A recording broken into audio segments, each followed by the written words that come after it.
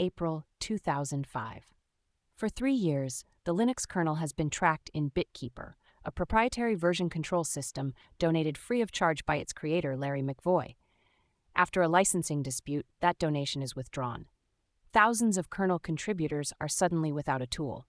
Linus has 2 options: crawl back to CVS and its descendants, or write something new. He gives himself a week. April 7, 2005, 3:13 p.m. Commit E83C51. Linus stages 11 files, 1,244 lines of C. The commit message: initial revision of Git, the information manager from hell.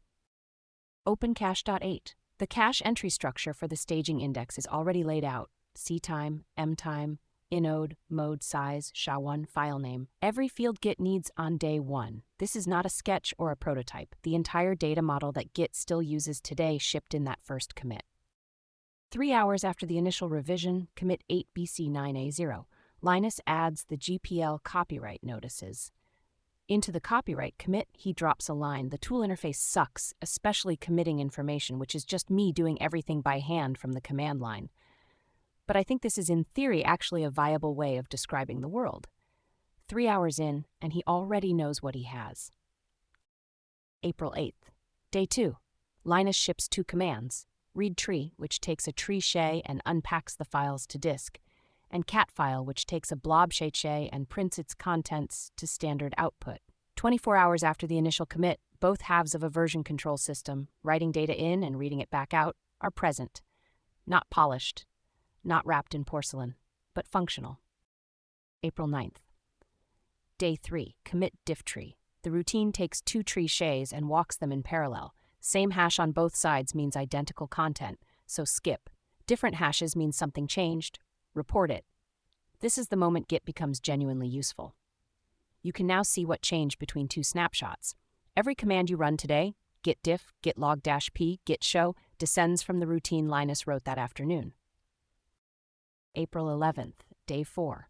Commit 4BBE04. 6 files touched, 12 insertions, 12 deletions. The change: the directory name .dircache becomes .git everywhere. The commit message is 2 sentences long. I started out calling the tool dircache. That's clearly moronic. 4 days into inventing the tool the entire industry will eventually depend on, the creator of Linux is debugging his own naming. Even legends iterate on the obvious. April 17, 2005. 10 days after the first commit. The Linux kernel, the largest open-source codebase in the world at the time, with thousands of contributors and millions of lines of C, is now being tracked by Git. Not a toy repository, not a prototype test, the actual kernel. The project Git was written for is now running on Git, with Linus committing into it. The incubation period for the tool that ate the industry was 10 days. Look at what was in the initial commits.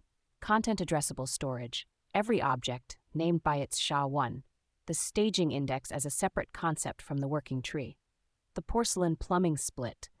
The first high-level git commit command didn't arrive until May 30th, 7 weeks later, as a shell script gluing the low-level tools together. The object store sharded across 256 directories by hash prefix.